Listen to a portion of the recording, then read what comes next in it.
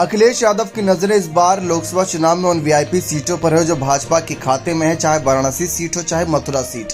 इन सब के बीच अखिलेश यादव जयंत चौधरी को बड़ी जिम्मेदारी के साथ इस बार मैदान में उतार सकते। वैसे तो जयंत चौधरी की खुद की आरएलडी पार्टी है, लेकिन जयंत चौधरी भी इस बात को जानते हैं कि इस बार उनके लिए चुनौती बहुत बड़ी रहेगी, क्योंकि पिछली बार 3 लोकसभा सीटें इनके खाते में आई थी गठबंधन में बीएसपी और सपा के साथ, लेकिन तीनों ही सीट ये हारते नजर आए थे। खासकर मथुरा सीट को लेकर बहुत ज्यादा चर्चा थी कि मथुरा सीट पर तो वापसी कर ही लेगी आरएलडी, लेकिन वहां पर भी कुंवर नरेंद्र सिंह को तगड़ी हार का सामना करना पड़ा था आरएलडी प्रत्याशी होने के नाते।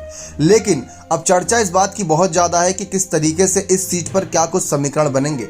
दरअसल कहा यह जा रहा है कि सीट पर जिस तरीके से समीकरण बने हुए हैं उसी के मद्देनजर अगर देखा जाए तो कहीं ना कहीं हेमा मालिनी को हराने के लिए इस बार खुद जयंत चौधरी जंगे मैदान में उतर सकते हैं।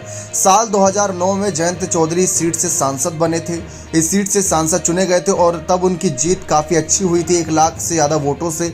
और इस बार 2014 में जब उतरे थे तो उनको हार का सामना करना पड़ा था हेमा मालिनी के हाथों। लेकिन फिर से 2019 में जब आरएलडी की तरफ से अपने प्रत्याशी कुंवर नरेंद्र सिंह को उतारा और इस बार समाजवादी पार्टी और बीएसपी का इन्हें पूरा साथ था, बावजूद इसके ये जीत नहीं पाए और हेमा मालिनी किसी सीट से जीत हुई।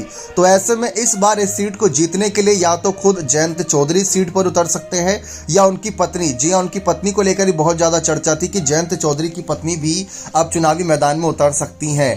तो ऐसे में अगर 6 या 12 सीट जितनी भी इनके गठबंधन की सीटें आती हैं उसमें मथुरा सीट भी रहने वाली है, क्योंकि मथुरा सीट पर भी पिछले 2 चुनावों से भाजपा की जीत हो रही है। और मथुरा एक ऐसी सीट है कि अगर ये जीत लिया तो उसके आसपास की सीट और इसके अंतर्गत आने वाली विधानसभा सीटों पर भी सपा और इंडिया दल की अच्छी पकड़ हो जाएगी। तो ऐसे में जयंत चौधरी के कंधों पर जिम्मेदारी रहेगी हेमा मालिनी को हराने की।